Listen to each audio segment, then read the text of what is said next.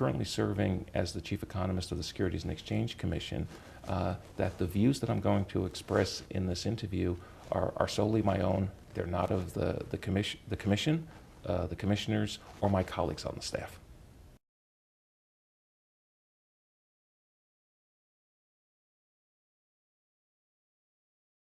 I think the level issue is in fact among the more difficult issues to sort out.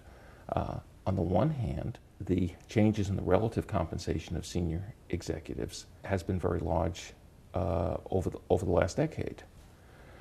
Some of that may reflect the overall performance of firms, but I think the extent of the changes in the levels, and especially I think in light of the market reaction post the bubble, have also raised questions about the extent of the increase. At the same time, I think it's also important to bear in mind that over time in our society, relative compensation levels do change. Over the last several decades, for example, there's been a considerable increase in the relative compensation of technological savvy employees. There's been, in fact, changes in the distribution of compensation toward those employees with relatively more sophisticated skills. In effect, are less commodity and more sophisticated. And it's certainly possible that the chief executive skills may be a levered version of those sort of skills, and that might provide at least a partial explanation. But at the same time, I think also the changes do certainly raise questions about whether there's adequate disclosure and compensation setting mechanisms in place. Well, I think that's an interesting observation. To the extent that the correlations are not all that high, but it suggests that the compensation may be far less contingent on performance than it appears on its face. Now, some of, at least an aspect of this, may also have to do with congressional action in the tax area about a decade ago, where the Congress basically declared that there were imposed special taxes on firms that pay executives more than $1 million a year, where the pay is not contingent. I think this has had the effect of causing companies to cast their compensation in contingent terms, but at the same time, the incentives, at least on the part of an executive who's risk averse, may be to prefer a compensation level that isn't all that sensitive. I think it depends upon having the right metrics, and metrics that the CEO's performance directly ties into. In particular, we wouldn't want to use metrics that the CEO has very little impact about, that basically imposes risk on the CEO without creating performance benefits. But at the same time, we also don't want to use metrics that the CEO can simply manipulate. I mean, one of the awkward aspects with some metrics is that the CEO can potentially engage in actions to affect the timing. It's been suggested that some CEOs have timed certain announcements by the firm to happen, for example, before either the granting of the options to affect the strike price, perhaps to reduce the exercise price, or in the opposite direction, in the case of favorable news, to rush the announcement of the favorable news before the options were to expire. On an overall basis, I think it's a good criteria, because it really isn't. It's really the market's assessment of the value of the firm. I think the one limitation is that to the extent that the CEO has some potential ability in certain contexts to manipulate that price, one of course needs to be sensitive to that and basically guard against that possibility. The idea of negative incentives is an intriguing idea, But I think ultimately there are lower bounds on what those incentives can be. We need to remember that the chief executive officer of a firm, despite the fact that he might have substantial wealth, is going to be risk averse relative to the capital market as a whole, and actually relative to the investors in the firm. So as much as we'd like to fully incentivize the CEO on both the upside and the downside, his limited wealth and our inability to extract resources beyond that wealth basically limits how much sanctions we can effectively impose on the CEO on the downside. It certainly suggests the importance of potentially tying the executive's compensation not only to current benchmarks, but to benchmarks that prevail in the future. I think this is actually one of the reasons why tying things to stock price may be a sensible benchmark, because in some sense the stock price is a forward-looking measure. It's the market's expectation of the present value of the future cash flows of the business. And so I think linking things to stock price may be a good idea. Now, at the same time, one might argue that with respect to some considerations, it takes a while for the market to find out the impacts on the firm, or for those impacts to play out, and therefore, in effect, granting the chief executive officer options that expire many years down the road may well have some of that flavor. So imagine, for example, that a CEO is now in his final year. He's still going to get option compensation from that firm, but a lot of that the value of that option compensation is in fact going to depend upon the performance many years out. And I think of that as a way to try to deal with exactly these sort of horizon issues.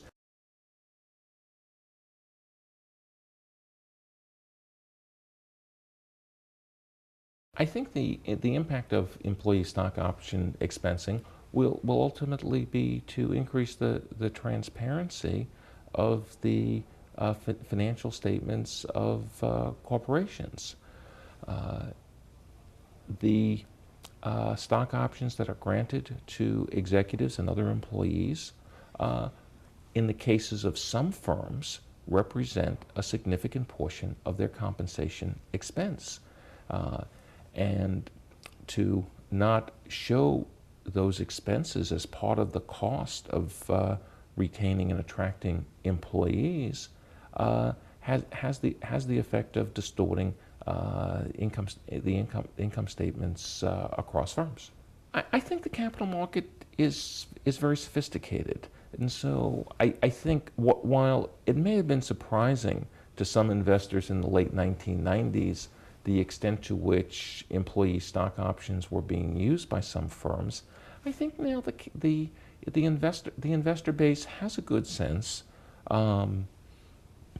of the degree to which employee stock options are being used by different companies. So I don't anticipate first order changes in the valuation of firms. Nevertheless, clearly, I think expensing, may have some impacts. It's clear that right now there are required disclosures that companies do need to make about the extent of employee stock options, but those are relegated to footnotes, and I think not taken quite as seriously by the firms and their auditors as they will be taken in the expensing regime. It may have some impact on decreasing the use of options as a compensation mechanism. A number of companies have scaled back in recent years their use of options, including Microsoft, perhaps the most visible example of that. Now, whether that though is a consequence of the move toward expensing, or whether that's just a natural market reaction of employees who have now concluded that stock option grants aren't a panacea and are looking for other forms of compensation. I think the evidence on that is rather ambiguous. If I were designing compensation programs, I would tend to focus more on relative compensation. That is, for example, I would focus more on the performance of the firm relative to the stock market as a whole, the performance of the firm relative to other firms in the same industry. The traditional employee stock options don't do that. They take the exercise price as fixed as of the date of grant. And so I would be inclined to frame the option and especially the exercise price in somewhat broader terms. A lot of firms give out most of their grants once a year. And they tend to have grants for a fixed length of time. And I think the fixed length may be a bit of a necessity given the nature of the option grant. But one aspect of the structure that I do think is a bit awkward then is that if the stock price happens to be unusually high or unusually low as of the date of the grant, that has the effect of skewing the compensation a lot. And to the extent that employees are ultimately risk averse, I think in fact actually spreading those grants over the entire year rather than concentrating those grants at a single date may lead to a somewhat more efficient compensation program. There are at least a few companies who have indicated that they're strongly opposed to employee stock option expensing, and have many concerns about the proposed implementation. One of their main concerns, I think, is with respect to the adequacy of the models for employee stock option expensing, and whether we really know what is the cost of these options in effect that we're going to require the expensing of. I think that's an interesting perspective, and I find it somewhat ironic that the firms that are some of the firms that are most heavily using employee stock options are firms that are simultaneously asserting that they don't understand how to value the options. Also, many of these same firms are pointing to the employee's risk aversion as reducing the value of the option to the employees. Well, ultimately, what's crucial from the point of view of appropriate disclosure is not the value of the stock option to the employees, but rather the cost to the shareholders. And it again seems ironic that if firms feel that the employees that the employees are not getting feel that they're not getting full value with this compensation tool, that this is still a tool that they heavily utilize.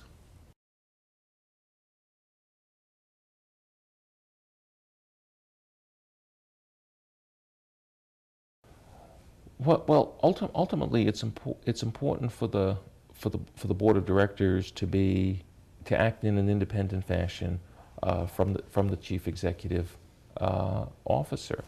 Among the most important committees of the board, of course, are the audit committee. I think that's something that many of us have developed an increasing appreciation of over the last number of years.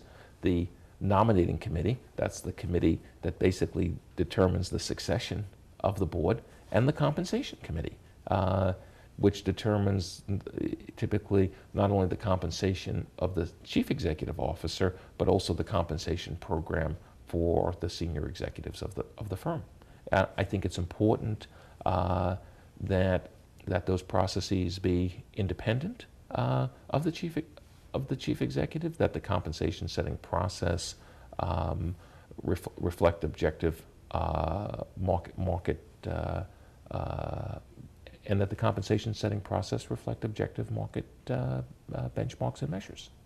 The compensation committee often hires an outside compensation consultant, and it's important, I think, that the assessment of the outside compensation consultant be reviewed carefully with respect to the assumptions that they're making, because ultimately the judgments of the compensation committee must be done in objective and arm's length fashion. Well, I think that's a very interesting issue. One of the things that's really been striking to me is that the compensation of the board members is in many cases relatively modest compared to the compensation of the executives. And one of the things that's been striking to me is that for a major corporation, that a board member might spend a 20th of the time of the chief executive or senior executive in fulfilling their responsibilities as a board member, but their compensation levels in many cases would be a much smaller fraction than that. And I think that does raise, so there's, I think, an interesting question about the mix of compensation between, on the one hand, how does the firm allocate its compensation between, on the one hand, the compensation to executives versus the compensation to board members. But frankly, it's a very tricky issue. If one makes the board positions too attractive, then to the extent that the CEO himself or herself has too much of a hand in selecting the board members, that has the effect of actually would have the effect of further diminishing the independence of board members. So it's not at all a straightforward issue.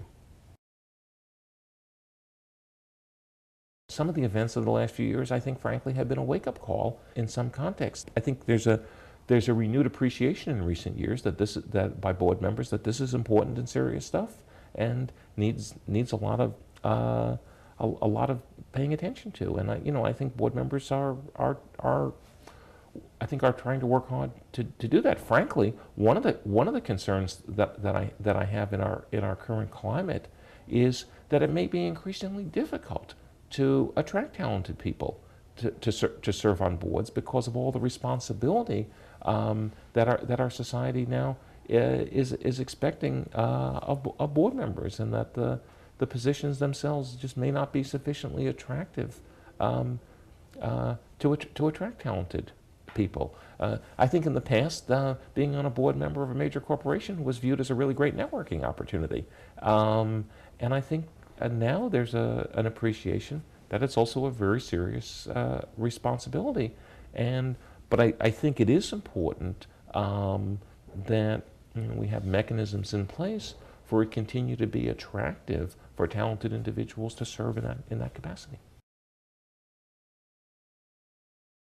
Well, I think the quality of the information that a board gets is very important. But it's also frankly a tricky issue, because as the more independent the management team perceives that the board is, or that the audit committee is, the more they may be reluctant to be completely candid in the way in which they share information.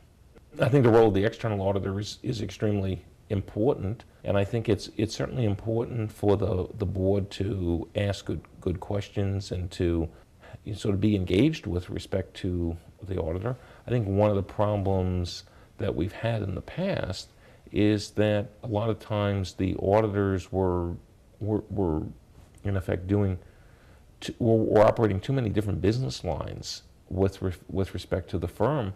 And in recent years, in fact, now the auditors are being required to be in effect independent of the firm, and I think that's been a very healthy development. And I think the push toward board independence has been very healthy and useful. I think we would encourage the boards to try to make more aspects of their business potentially transparent. I think the structure of the three committees and the talent that's on those three committees that I spoke of before, the audit committee, the nominating committee, and the compensation committee, I think that's very important. I think the days where you just sort of select people on for the boards because they're either members of the CEO club, or when they're serving as the outside counsel for the firm, or